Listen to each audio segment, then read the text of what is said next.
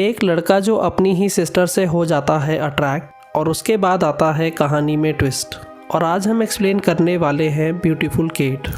Movie शुरू होती है और हम नेड और टोनी को देखते हैं। नेड एक राइटर होता है और टोनी उसकी गर्लफ्रेंड। नेड अपने फादर से काफ़ी सालों बाद मिलने जा रहा होता है जो कि काफ़ी बीमार होते हैं। आधी रात को वो दोनों घर पहुंचते हैं और नेड की छोटी बहन सैली उनके लिए दरवाज़ा खोलती है।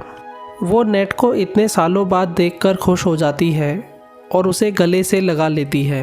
रात को नेड और टोनी एक ही कमरे में सोने चले जाते हैं और जब सुबह नेड सोकर उठता है तो फ्लैशबैक में जाकर अपनी सिस्टर केट को इमेजिन करने लगता है, जहां वो दोनों कुछ देर मस्ती करते हैं और फिर रोमांटिक हो जाते हैं। फिर थोड़ी देर बाद नेड टोनी को अपने डैड ब्रूस से मिलवाता है और फिर हमें पता चलता है कि ब्रूस को एक हार्ट की बीमारी है और अब वो ज़्यादा दिन तक ज़िंदा नहीं रह पाएगा। थोड़ी देर बाद सैली नेड से कहती है कि तुम्हें टोनी को साथ नहीं लाना चाहिए था क्योंकि तुम्हारे डैड तुम्हारे साथ वक्त बिताना चाहते थे। लेकिन नेड को सैली की बातों से कुछ खास फ़र्क नहीं पड़ता। फिर हम देखते हैं कि टोनी उनकी फैमिली एल्बम देख रही होती है जहां हम केट की फ़ोटो देखते हैं और हमें पता चलता है कि नेड और केट दोनों ट्विंस थे और एक कार एक्सीडेंट में केट की मौत हो गई थी। उसी रात से नेड अपनी पुरानी लाइफ के बारे में लिखना शुरू कर देता है और हमें पता चलता है कि उसके भाई ने भी किसी बात को लेकर सुसाइड कर लिया था। अगली रात नेड सैली के रूम में जाता है और सैली उससे कहती है कि मुझे कुछ दिनों के लिए बाहर जाना है और तब तक तुम ब्रूस का ख्याल रखोगे। नेड कहता है कि मैं ये सब नहीं कर पाऊँगा, लेकिन उसके पास कोई और चारा नहीं होता। फिर अगली सुबह नेड कुछ लिख रहा होता है तो टोनी उसके पास आकर उसके साथ मस्ती करने लगती है। वो नेड को अपनी बातों से सिड्यूस करती है, जिसके बाद वो दोनों रोमांटिक हो जाते हैं। थोड़ी देर बाद नेड कहीं चला जाता है और हम देखते हैं कि ब्रूस ज़मीन पर गिरा पड़ा होता है। टोनी उसे उठाने में उसकी हेल्प करती है और उसके सारे कपड़े भी चेंज करती है। जिसके बाद ब्रूस टोनी से कहता है कि तुम नेड के साथ क्या कर रही हो, क्योंकि तुम बहुत खूबसूरत हो और तुम्हें तो एक्ट्रेस होना चाहिए था। ये बात सुनकर टोनी को भी अच्छा लगता है और वो कहती है कि मैं एक्ट्रेस ही बनना चाहती हूँ। जिसके बाद नेड भी बाहर से वापस आ जाता है और फिर से केट को इमेजिन करने लगता है, जहाँ वो अनजाने में केट को वॉशरूम में नेकेड देख लेता है और केट उस पर गुस्सा हो जाती है। फिर थोड़ी देर बाद केट उसके पास बैठ जाती है और वो दोनों बातें करने लगते हैं। केट उसके पास लेटती है और नेड खुद को कंट्रोल नहीं कर पाता और उसका वहीं पर लीक हो जाता है, जिसके लिए वो केट से सॉरी कहता है और केट वहाँ से चली जाती है। नेड फ्लैशबैक से वापस आता है और जब वो घर पहुँचता है तो देखता है कि टोनी उसके पर्सनल थॉट्स पढ़ रही होती है और वो नेड से कहती है कि क्या तुम अपनी सिस्टर के साथ रोमांस करना चाहते थे। नेड उसकी बातों का जवाब नहीं देता और वो नेड पे गुस्सा होकर उसे मारने लगती है।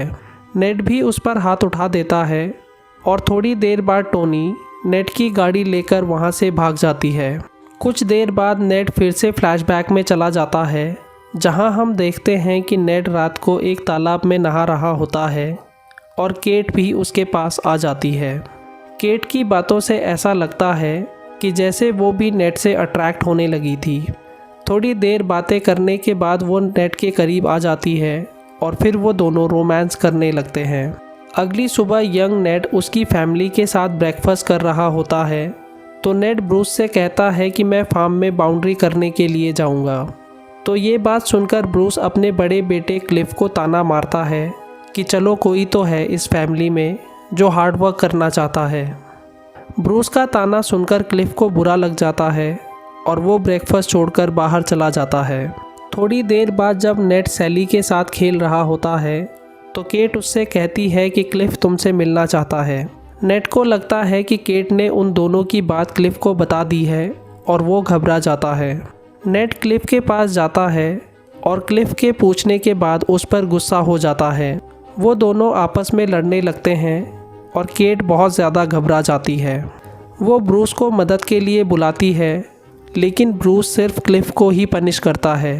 और नेड से कहता है कि तुम खुद की हालत ठीक करो और केट को क्रिसमस पार्टी के लिए ले जाओ। जिसके बाद हम केट और नेड को क्रिसमस पार्टी में देखते हैं और केट कहती है कि हम कहीं अकेले में चलते हैं, लेकिन नेड को उसका ये आइडिया अच्छा नहीं लगता और वो केट को मना कर देता है क्योंकि वो अब केट के साथ कुछ भी नहीं करना चाहता था। केट से पीछा छुड़ाने के लिए नेड किसी और लड़की के पास चला जाता है और केट को क्लिफ के साथ छोड़ देता है। वो उस लड़की को केट के सामने किस करने लगता है और केट उन्हें देखकर रोने लगती है। फिर थोड़ी देर बाद जब नेड अपनी गाड़ी से घर वापस जा रहा होता है तो उसे एक गाड़ी दिखाई देती है जिसका एक्सीडेंट हुआ होता है। वो उस गाड़ी के पास पहुंचता है और देखता है कि केट खून से लथपथ होती है और वो मर गई होती है। क्लिफ इस बात से घबराकर घर आता है और ब्रूस के डर से खुद को फांसी लगा लेता है। जिसके बाद हम फ्लैशबैक से वापस आते हैं और आज सैली भी वापस आ चुकी होती है। कुछ देर बातें करने के बाद नेड उससे कहता है कि मैं ब्रूस से कुछ बात करके आता हूँ क्योंकि मैं कल वापस चला जाऊँगा।